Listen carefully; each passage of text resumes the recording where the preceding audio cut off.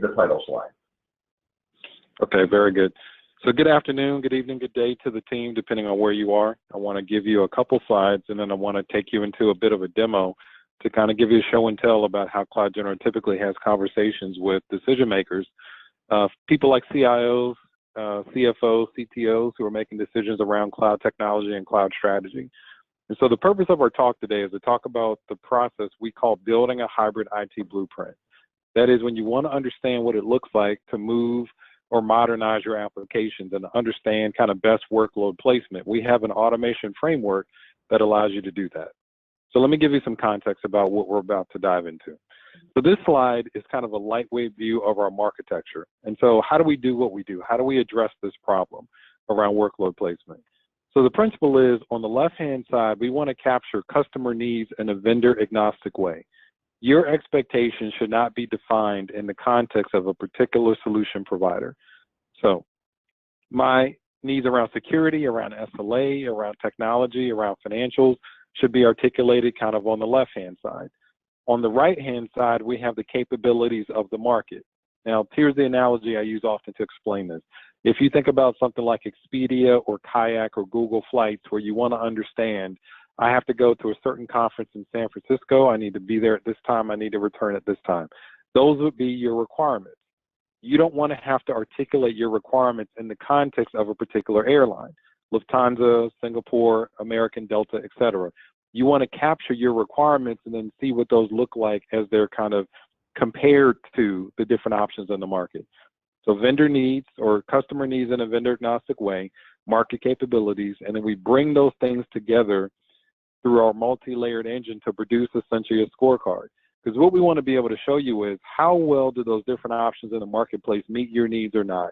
And you'll see that those will be things that can be public or private, inside or outside of the data center. And so really kind of embracing a multi-cloud paradigm where multiple options may be in play. Now, next slide.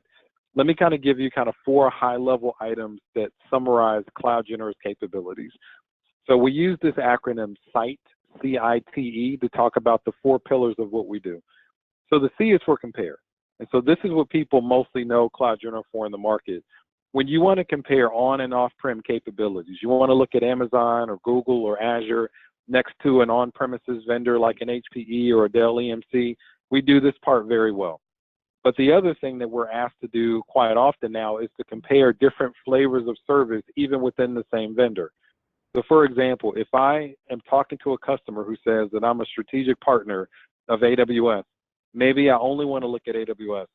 Sometimes the question that they'll ask is, well, Bobby, can you still help me? Can your firm still help me if I've already chosen the provider that I want to partner with?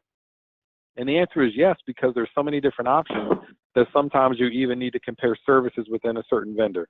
So for example, just talking about AWS, are we talking about the multi-tenant cloud? Are we talking about the dedicated cloud or kind of the new VMC or VMware cloud on AWS, which is essentially a software-defined VMware cloud in an Amazon data center? Which flavor of that are you talking about? We also need to talk about which level of the stack or which deployment model do we want to consume. Infrastructure platform, software as a service, or some combination of those things. And then we need to also look at pricing models. Do we want to consume on-demand pricing, reserve pricing? All of these things fall under the realm of comparison, or the C.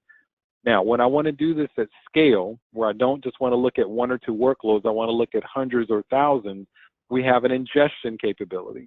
So we can import or export hundreds or thousands of workloads if necessary, and then automatically score those against multiple deployment venues. And I'm going to try to show you that time permitting today. The T stands for transform. So you don't want to just move a legacy workload to another venue. Sometimes you need to transform it first. What if I need to change the database, modernize the operating system, or incorporate container technology like Docker or Kubernetes? What does it look like to simulate transformation so that I understand where it makes sense to make a deeper investment to modernize and see if that's going to save me money or not?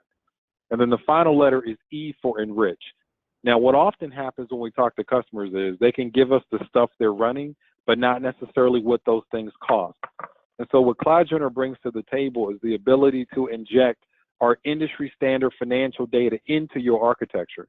So if you come to us saying, I've got this much storage, this many servers, this software, we can tell you what the labor typically looks like, the software, the licensing, the hardware charges, et cetera, so you don't have to waste weeks or months gathering that data from your teams who may not have a mature chargeback or showback model to articulate the financial picture. So again, when you think about Cloud General, think about CITE, CITE, compare, ingest, transform, and enrich.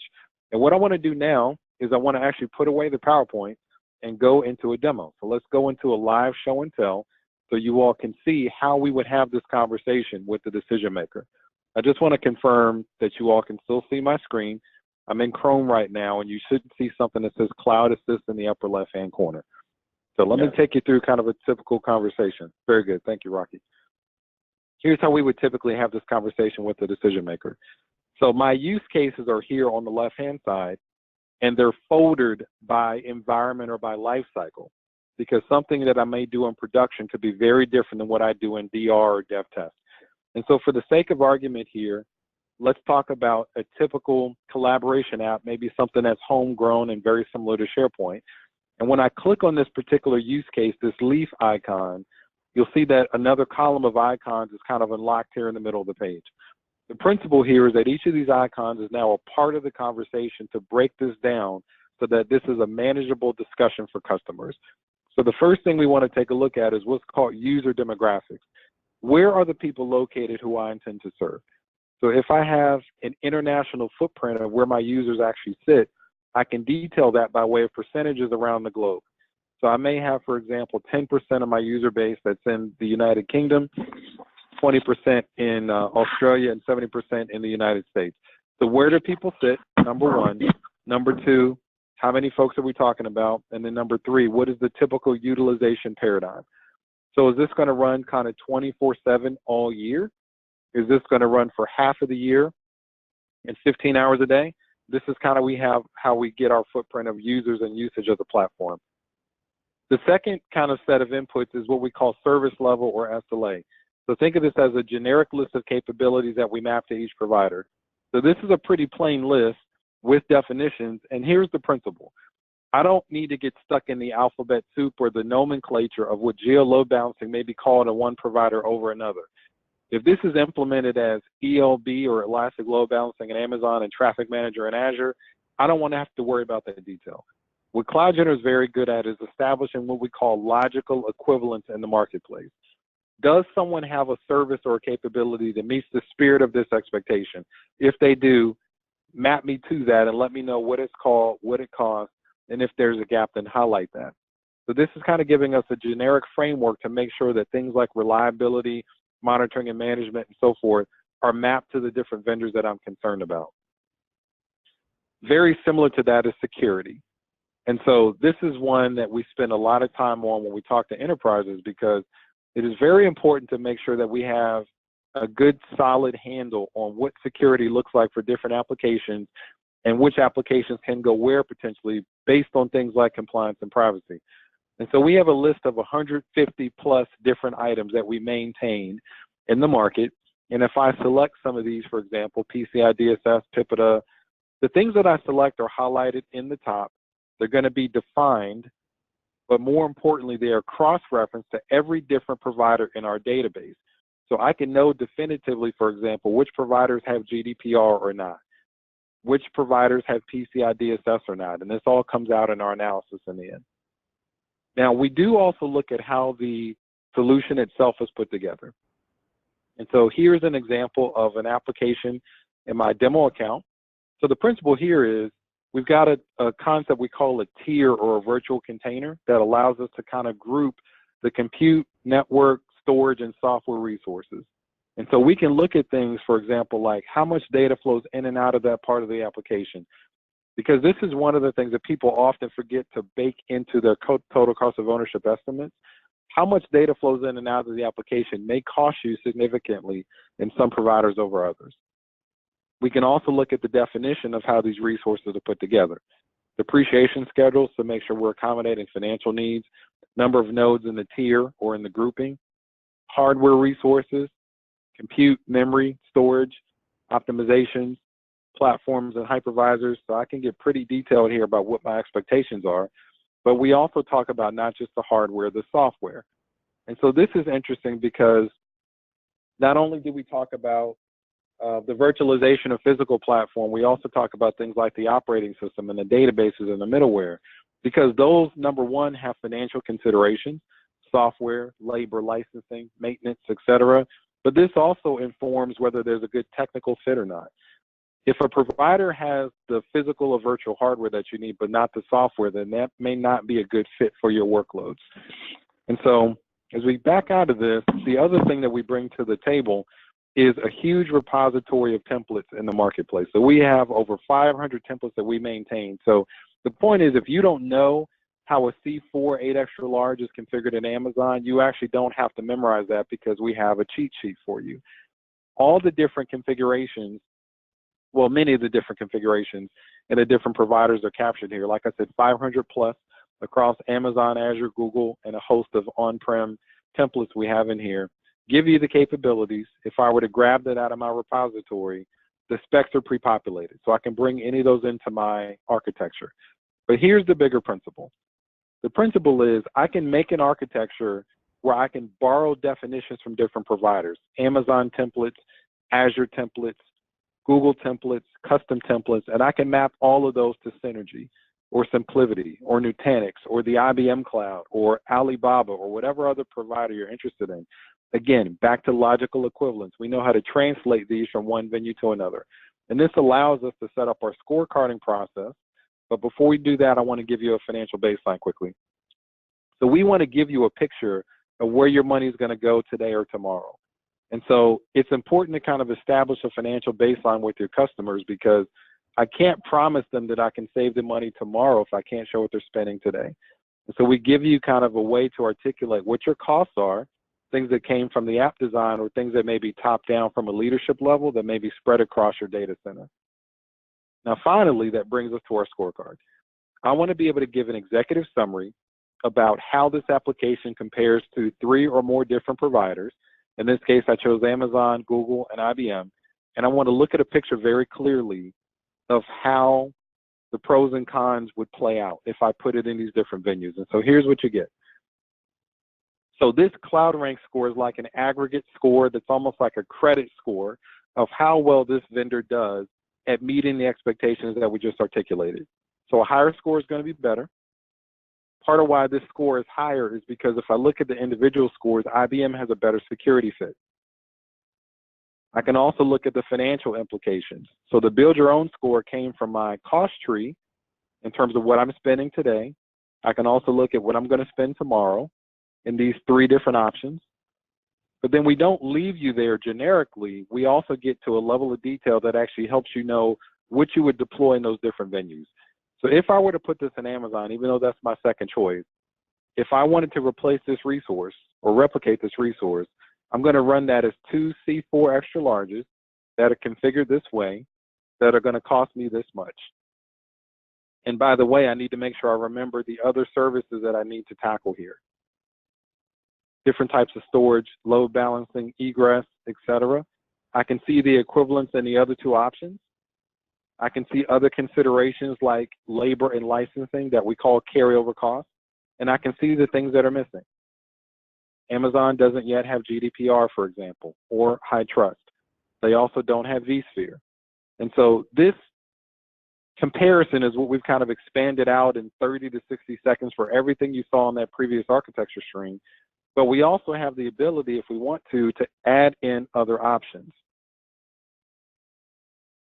All right, so if I wanted to look again at an all Amazon picture, it's just like, again, back to the Expedia and Kayak example, it's just like changing airlines. If I know where you want to go and when you want to get there in return, bringing a different airline into the picture should be trivial. This should be something that takes a matter of minutes, not weeks or months. And so I can look now at 3 different flavors of Amazon and understand how those compare. I can understand if there are different transformation options that I might want to consider. So where are the cases where it makes sense to go to a higher level of service, to consume a platform versus infrastructure as a service, and compare those things side by side. This is part of what we do in our platform. And so to prepare to wrap up, this is a lower level comparison where we're looking at a particular application or workload. but we also have higher level comparisons. And this is really kind of the meat of the hybrid IT blueprint. So we produce a picture that gives you automated recommendations around treatment, placement, and cost savings. So what should I do with the workload? Should I move it? Should I modernize it? There's another category that can appear that says do nothing. Essentially, this is not worth the effort. Where would I choose to deploy these different workloads? And I can kind of drill into this to get some insights into where I would put them when I assessed it, what the recommendation is and what I might save. So this allows me to have a way to kind of stack rank my portfolio and understand what I should do when. And so this picture kind of constantly updates whenever you run those different scenarios or comparisons. And so we talked about the C. Now I want to talk briefly about the I. So here's going to be kind of a quick show and tell that we do. So I'm going to transition to kind of what we call our power user platform. And what I'm going to do is I'm going to populate a picture that we prepared for this demo. So we have the ability to kind of white label our technology. And so just to have a little fun, a lot of the people at CloudGener are based off of superheroes. We have superhero personas. So my CEO superhero persona is Iron Man, for those who follow the Avengers, and mine is Captain America. So we're going to pretend that we're going to help Marvel Studios figure out where to run their applications, but we want to populate this using automation, not manually. So here's what we're going to do.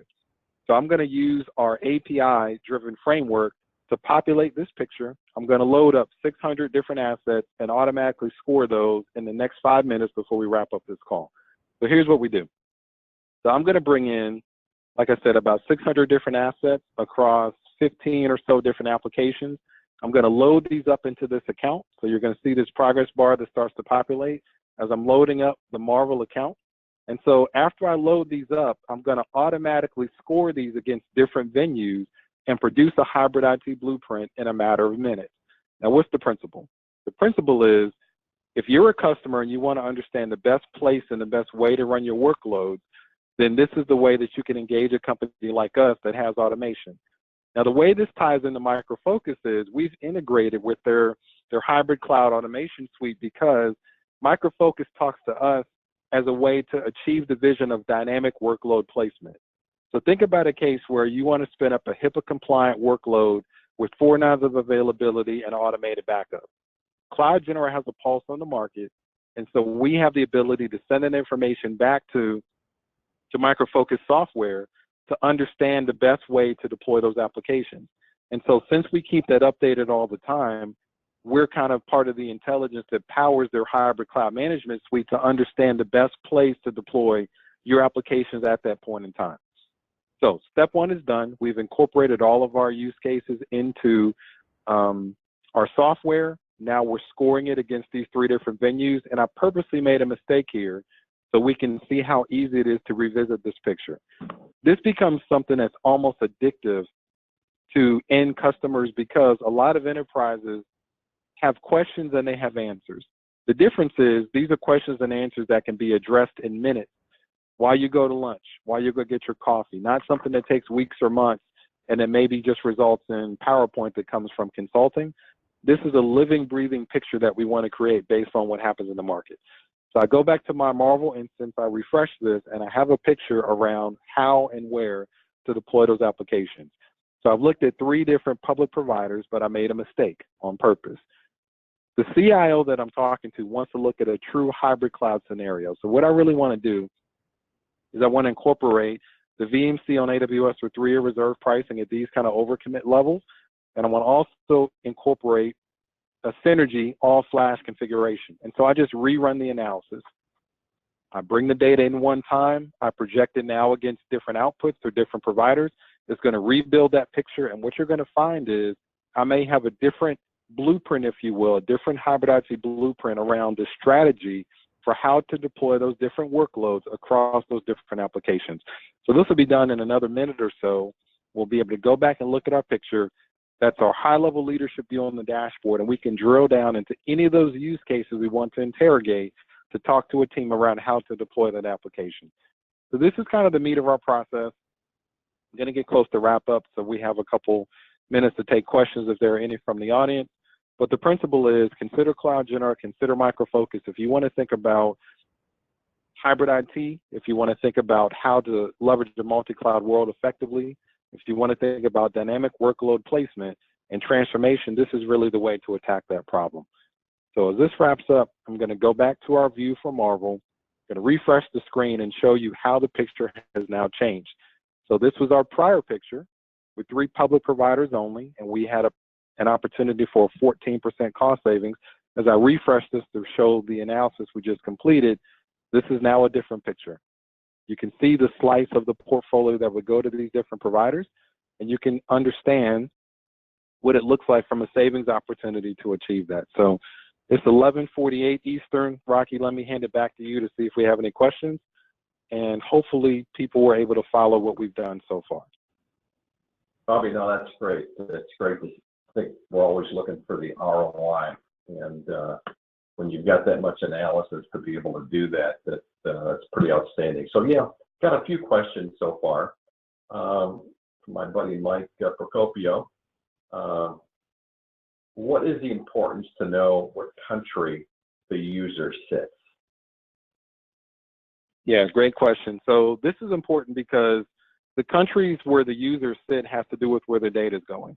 So for example, if I go back to my demo example that I talked about before, this is important because if I have servers that are sitting in Virginia, for example, right, in Amazon East, if I'm sending data to New York, that's one thing. If I'm sending that data to Singapore, that's very different. It affects your egress charges. So international egress is typically going to be more expensive than egress within a nation. And that's one of those hidden charges that people often forget about when they're looking at the TCO. So back to this again. So I'm assuming that my servers sit in the United States, but I have users in the US and I have users in Australia. So since 20% of my users sat in Australia, there's a different pricing paradigm that I need to apply to that portion of the data that may be going across the pond. And so in our paradigm, I can specify where the servers are, but I can also specify if I wanted to simulate what if the servers sat in Sydney, I can do that as well. So I can kind of control both dials. Where are the people and where are the services, and compare those two if I want to. Great, great. Is the tool SaaS or does one purchase a license for on-prem? Yeah, great question. It's a SaaS platform, and so what we do, similar to what you saw for Marvel, is that we would actually carve off kind of a branded instance. So you see this is marvel.cloudgener.com. We would carve off whatever the brand of the company is, acme.cloudgener.com, and it would have your logo, your providers that you choose, and that's also where we can incorporate things like your discounts and your ELA agreements with the different providers to truly make it a customized picture. Great. On comparison, can the tool show on-prem costs versus cloud architecture costs? Absolutely. So for example, and again, I apologize if we're trying to use our time quickly, I might look at something like this. So sometimes what people want to do is they want to show what am I spending today? I might show what I might choose to purchase in my data center tomorrow, like a Synergy. I might choose what I might choose to consume outside of my data center, like an Amazon. And so when this finishes, I'm going to actually tune this up a little bit differently. So the same technology that we use, so here's what I might purchase tomorrow. Here's what I could run outside the data center. But I could also choose to do a picture like this. I can use what we call our cloud adopt technology that I didn't get to go into much today. I can model my internal private cloud. So I can make a picture that looks like this. I can model what I'm doing today and what I might purchase tomorrow inside and outside my data center and put those in the same view. So this can be a combination, really kind of a hybrid cloud scenario where I might choose to put it in different places. And I can have different kind of pricing paradigms in here, right? So this is kind of a CapEx picture. This is an OpEx picture, and this could be a mix of what I'm doing today in my data center.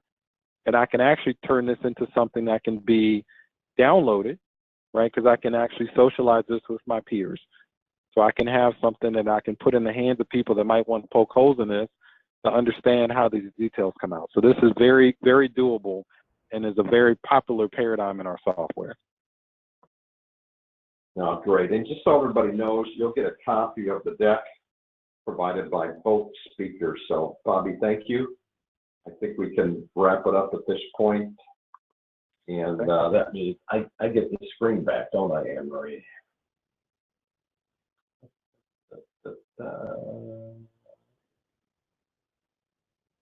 Here we go. Got it. Let me get in the right place. So again, thanks for your questions. If you've got more, please send them, or you can use our SIG Talk Twitter site for questions as well. We'll try to get everything answered in the recorded session that we'll be sending out to you after the fact. Just so you know, there's some upcoming Vivit webinars, one on October 3rd around how to turn a software tester into a learning and development champion with virtually no effort. Okay. Webinar on Founders Spotlight Series, Vivit leader Matt Angler. So that's coming October 3rd. And then on the 9th, there's a SIG Talk on the DevOps group with, keep clicking the wrong way. Back. Oh,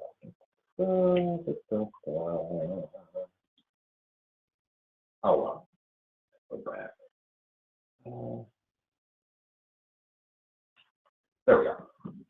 On the DevOps and performance testing powered by voice.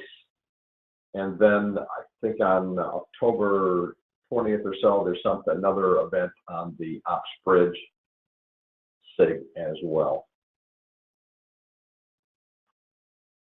And for those of you in the DC area and you're in security, or people in your organization are into the micro-focus security space, major event that they have every year in the DC area that brings security specialists together to hear from Micro Focus and from partners and independent presenters on where cybersecurity is going.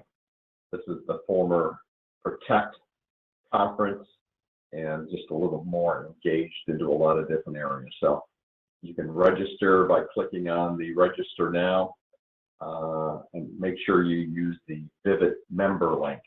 Helps keep track of how many from our group are going. So thanks everyone for attending today's SIG Talk on IT operations. Thank my speakers for a great job, and thank the listeners for providing some great questions so that we can all learn from each other. And please take the survey. And if, again, I can't tell you more emphatically that if you're an end user, or if you're a partner that's got an end user that's got a story to tell, even if it's 5 or 10 minutes about something they've done to make the Micro Focus solution work better, please share it. Join us. You can speak. Again, our typical session is 12 to 18 minutes. If there's time, we let it go longer.